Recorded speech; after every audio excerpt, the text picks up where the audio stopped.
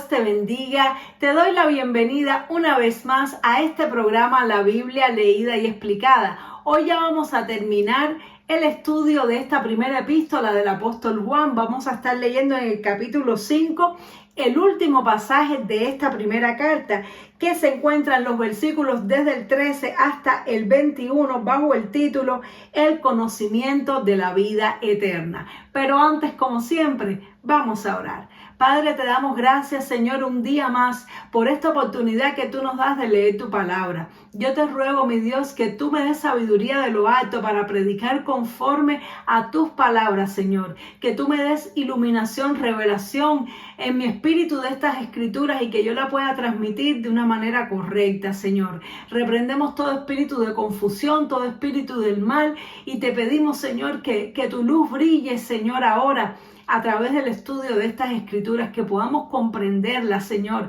y que comprendiéndolas nos den vida y transformen nuestro ser. Te lo pedimos en el nombre de Jesús. Amén y amén. Así que leemos la palabra del Señor en Primera de Juan, capítulo 5, verso 13.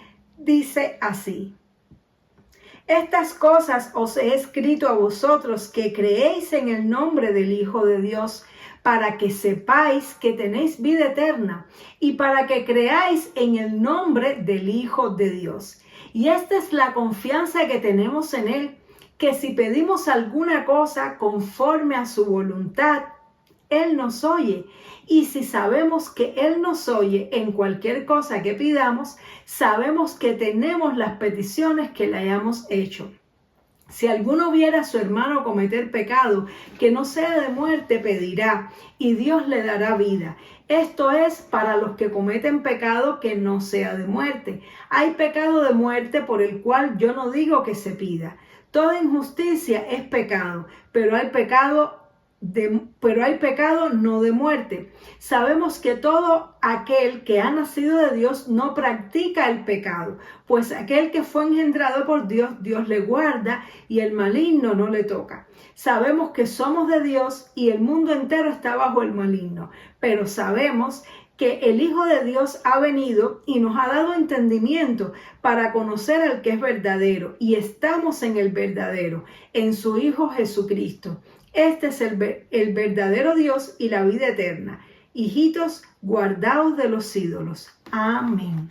Gloria a Dios. Y este es el pasaje con el cual el apóstol resume y finaliza esta primera carta, esta primera epístola tan buena, tan instructiva, tan edificante. Y vamos a estar analizando.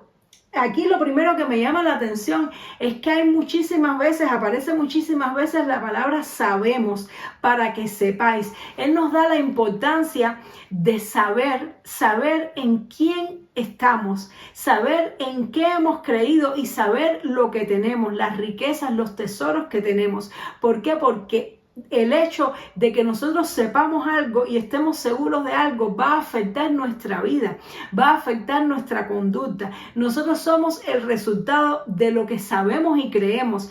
Nuestra fe y nuestras convicciones se materializan a través de nuestra vida y de nuestras acciones. Por eso Él nos escribe esta carta, para que nosotros podamos profundizar y conocer más a Dios y saber más acerca de Dios. Dice que Él nos ha escrito estas cosas.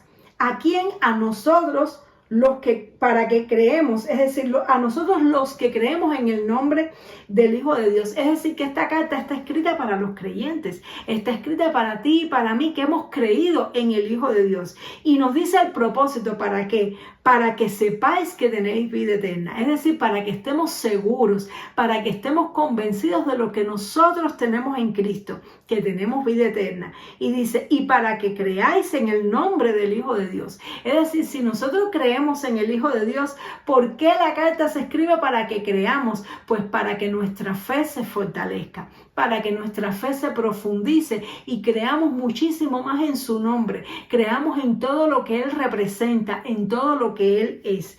Y dice que esta es la confianza que tenemos en Él, es decir, que cuando creemos en Él, realmente pues tenemos fe, y esta fe es una confianza. ¿Y cuál es la confianza y la fe que tenemos? que si pedimos alguna cosa conforme a su voluntad, Él nos oye. Es decir, que cuando nosotros creemos verdaderamente en Jesús y vivimos para Jesús, nosotros vamos a cambiar nuestra manera de pedir. Ya nosotros no vamos a pedir, como dice el apóstol Santiago, para satisfacer nuestros deleites temporales. Ya no vamos a pedir mal, sino que vamos a entender los propósitos del reino de Dios. Vamos a tener revelación de lo alto de la voluntad de Dios y vamos a pedir conforme a la voluntad de Dios. Esto significa que si nosotros no estamos seguros de que algo sea o no la voluntad de Dios, mejor no lo pedimos, porque Dios quiere que pidamos con fe.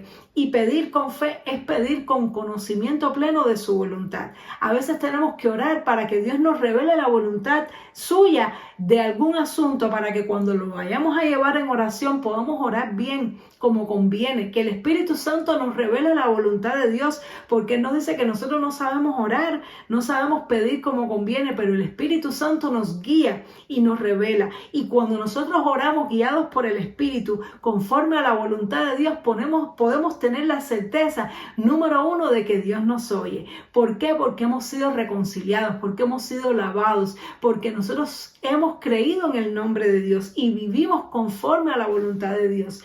Y luego también sabemos que cualquier cosa que pidamos, como dice aquí, ya la tenemos las peticiones que hayamos pedido. Es decir, que cuando nosotros estamos reconciliados con Dios a través de su Hijo Jesucristo, y cuando nosotros vivimos guiados por el Espíritu y pedimos conforme a la voluntad de Dios, podemos dar por sentado y por hecho que todo lo que pidamos, una vez que lo pedimos, ya tenemos la respuesta. Ya Dios nos los ha concedido. Esto es algo tremendo. Esto es un nivel de fe muy grande. Y esto me recuerda el momento en que Jesús fue a resucitar a Lázaro, que él oró en alta voz y le dijo: Padre, yo te doy gracias porque yo sé que tú me oyes.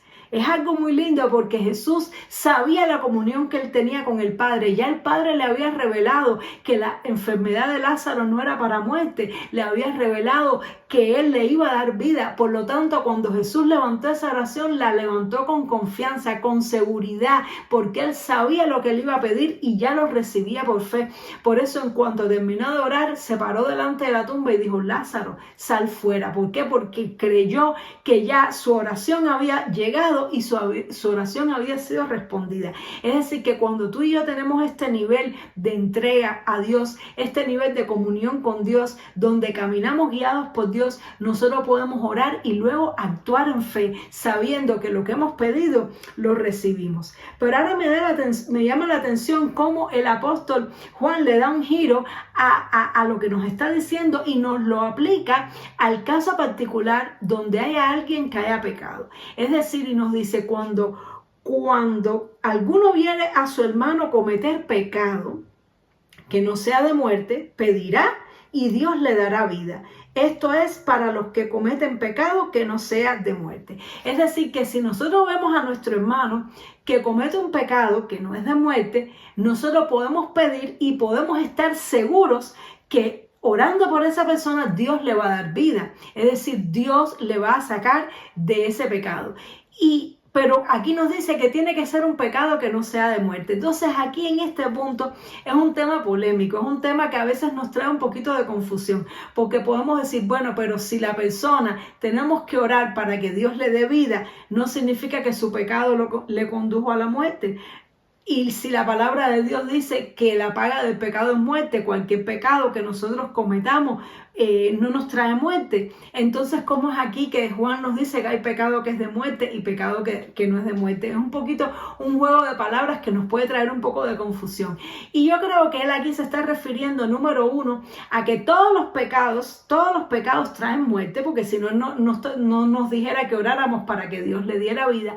Pero no es lo mismo el pecado que se comete por debilidad de la persona o por error, al pecado que se comete voluntaria y deliberadamente. Y a lo mejor aquí también está haciendo una alusión a la ley del Antiguo Testamento, porque en la ley del Antiguo Testamento, pues Dios enumeraba todos los pecados y todo lo que él consideraba pecaminoso y decía cuál era el tratamiento que se le debía dar en dependencia del pecado. Y habían pecados que se podían resolver con un sacrificio, pero habían pecados que conllevaban la pena de muerte. Y sobre todo eran los pecados que se hacían deliberadamente y que le producían mucho mal a otra persona, como por ejemplo el asesinato, la violación. Es decir, había una serie de pecados que no se podían resolver ni con un sacrificio, ni con un animal, ni con una ofrenda. Habían pecados que el juicio, es decir, la consecuencia que tenía que sufrir la persona al ser juzgada era la pena de muerte,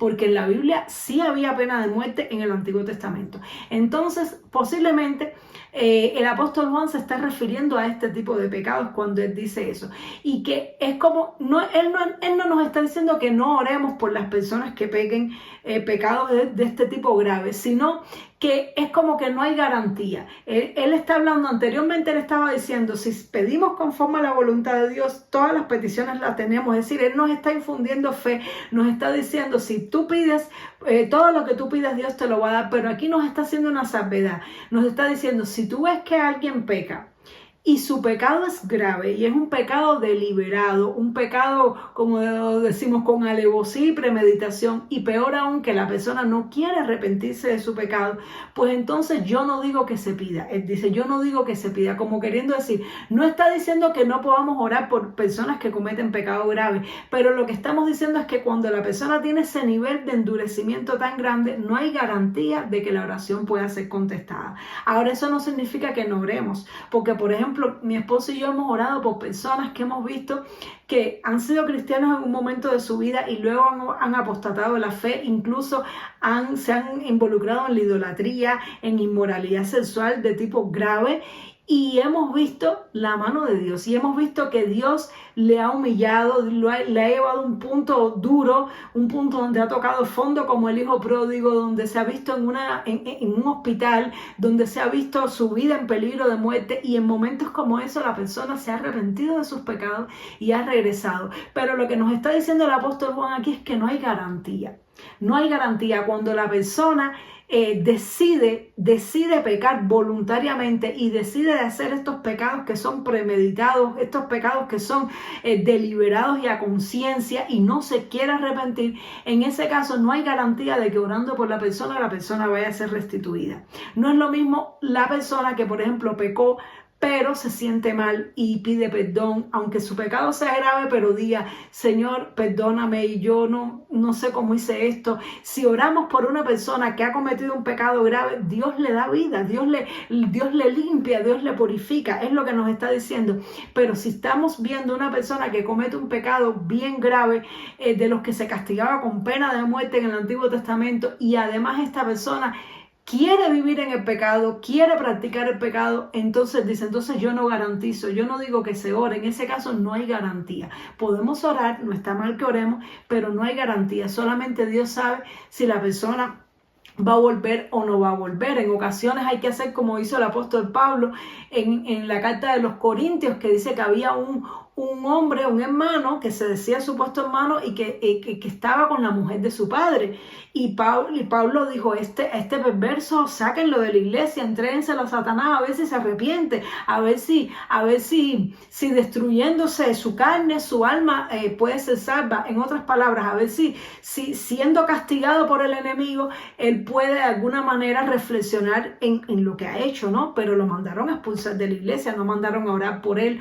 ¿Por qué? Porque la persona estaba practicando el pecado. Y aquí vemos que realmente tiene que ver con esto, porque cuando leemos un poquito más, que él dice, toda injusticia es pecado, pero hay pecado que no es de muerte. Él dice, sabemos que todo aquel que ha nacido de Dios no practica el pecado. Es decir, yo creo que aquí nos está dando la clave. Pues aquel que fue engendrado por Dios, le guarda y el maligno no le toca. Es decir, que la persona que ha nacido de Dios y que permanece en Dios no puede practicar el pecado. Tú y yo tenemos debilidad, tenemos naturaleza caída, tenemos deseos pecaminosos, y en ocasiones, si nos descuidamos nuestra vida espiritual, podemos flaquear y pecar, pero no nos vamos a sentir a gusto practicando el pecado, no nos vamos a sentir bien en una vida de pecado. Nosotros vamos a proceder al arrepentimiento. Ahora, eso sí, vamos a cosechar las cosas negativas, podemos perder muchas bendiciones por haber pecado, pero una persona que realmente es hijo de Dios no puede practicar el pecado y sentirse bien. La persona va, aunque esté cediendo en su carne al pecado, va a estar sufriendo por dentro, va a estar llorando en su interior.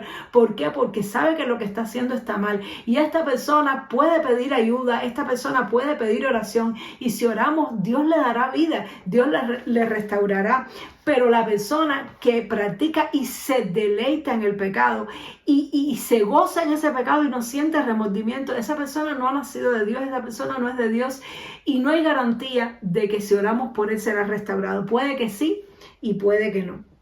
Pero los que son de Dios, dice que Dios los guarda y el maligno tiene límite, tiene frontera hasta donde puede llegar, no puede acabar con nosotros aunque quisiera. ¿Por qué? Porque Dios nos cuida, Dios nos guarda. Aun cuando nosotros a veces decimos, ay Señor, ¿por qué me viene esta tentación? ¿Por qué me viene esto? Pero todo lo que Dios permite en nuestra vida tiene límite. Aún la tentación tiene límite, la prueba tiene límite, porque Dios sabe hasta dónde podemos y hasta dónde no podemos resistir, y Dios le pone cerca al maligno, le pone límite hasta dónde puede llegar. Entonces dice, pero sabemos que el Hijo de Dios ha venido y nos ha dado entendimiento para conocer al que es verdadero, y estamos en el verdadero, en su Hijo Jesucristo. Porque anteriormente dice, sabemos que somos hijos de Dios y el mundo entero está bajo el maligno. Es decir, en uno de los últimos sabemos que nos está diciendo aquí el apóstol Juan, es decir, nosotros sabemos quiénes somos en Cristo, sabemos lo que Dios ha hecho por nosotros, pero también tenemos que saber algo muy importante, y es que la sociedad en la que vivimos está bajo el reino de las tinieblas, está viviendo bajo principios de pecado, bajo principios del maligno, y todo lo que se mueve en esta sociedad que rechaza a Dios, que está alejada de Dios, está incentivado de alguna manera por el maligno, y esto lo tenemos que saber. Pero más grande que eso es el conocimiento de que nosotros tenemos a Cristo, de lo que Dios hizo por nosotros y de que nosotros no estamos ya en ese mundo pecaminoso, sino que al nosotros arrepentirnos de nuestros pecados y creer en Cristo, Dios nos ha sacado de ese mundo. Él nos sacó de las tinieblas a la luz para que nosotros sepamos en quién hemos creído y para que nosotros sepamos ahora en quién nosotros andamos y tengamos entendimiento, para que tengamos revelación y podamos ver las cosas a través de la visión del reino de Dios y no a través del engaño con el cual viven las personas que viven en el mundo. Porque las personas que no tienen a Cristo les cuesta tanto trabajo creer en Él, porque dice la palabra de Dios que el príncipe de este mundo ha cegado el entendimiento de los incrédulos para que no crean y para que no se salven. Pero nosotros sabemos en quién hemos creído. Amén. Y sabemos que estamos en el verdadero, en Jesucristo, y esta es la vida eterna. Es decir, nosotros tenemos que estar bien convencidos en quién hemos creído, quiénes somos, para que podamos vivir para Él y para su gloria, y para que no seamos arrastrados por las cosas de este mundo. Y termina diciendo, hijitos, guardados de los ídolos. Amén. Es decir, que termina diciendo, hijitos, cuidado con los ídolos. Y a lo mejor tú y yo podemos decir, bueno, eso no es conmigo porque yo no creo en ídolos, yo no tengo ídolos. Pero yo creo que esto es para todos nosotros. Él termina con esta frase, hijitos, cuídense de los ídolos, tengan cuidado, guárdense de los ídolos. ¿Y dónde están esos ídolos? Esos ídolos están precisamente a todo nuestro alrededor, en el sistema mundano. ¿Por qué? Porque el sistema mundano está lleno de ídolos, empezando por el propio ego, porque la sociedad idolatra al ego, idolatra al yo caído, a la naturaleza caída, y eso puede ser un ídolo. Ídolos de arte, ídolos de música, ídolos de deporte, ídolos de todo tipo, el ídolo del dinero, el ídolo del trabajo, el ídolo del placer, el ídolo de la felicidad. El mundo está lleno de ídolos y tenemos que cuidarnos de los ídolos. Tenemos que permanecer santos y separados, aun cuando estamos en medio de este mundo, porque el Señor nos ha enviado como ovejas en medio de lobos. ¿Para qué? Para testimonio de ellos, para que otros se puedan salvar. Y así como Daniel, cuando estaba en Babilonia, dice que se propuso en su corazón no contaminarse con la comida, no contaminarse con la cultura en la cual había sido introducido en contra de su voluntad, y gracias a su fidelidad, a sus oraciones, a su fe inquebrantable, que estuvo dispuesto incluso a morir por su fe en Dios, Toda Babilonia conoció a Dios a través de este hombre que le fue fiel a Dios. Y así se supone que seamos tú y yo, que nos guardemos de la idolatría de este mundo, que nos guardemos de la contaminación de este mundo, que vivamos para Dios y que por medio de nuestra vida y de nuestra fe seamos un testimonio para que el mundo en el cual vivimos pueda conocer a Dios y pueda salir de las tinieblas a la luz admirable de Cristo. Y de esta manera se cierra de una manera preciosa esta carta de Juan, que espero que te haya ayudado, que te haya edificado, que te haya llenado de sabiduría, que te haya llevado a crecer espiritualmente, porque este es el propósito de la carta, que sepamos todas estas cosas, que nos afirmemos en la fe, que podamos amar a Dios, que entendamos lo que Él hizo por nosotros y que eso nos transforme para que amemos nosotros, que nosotros lleguemos a la madurez espiritual. Que así sea en tu vida, que así sea en mi vida, en cada uno de nosotros, y nos vemos Dios mediante en el siguiente programa para ya comenzar con la segunda carta del apóstol Juan. Dios te bendiga mucho. Chao.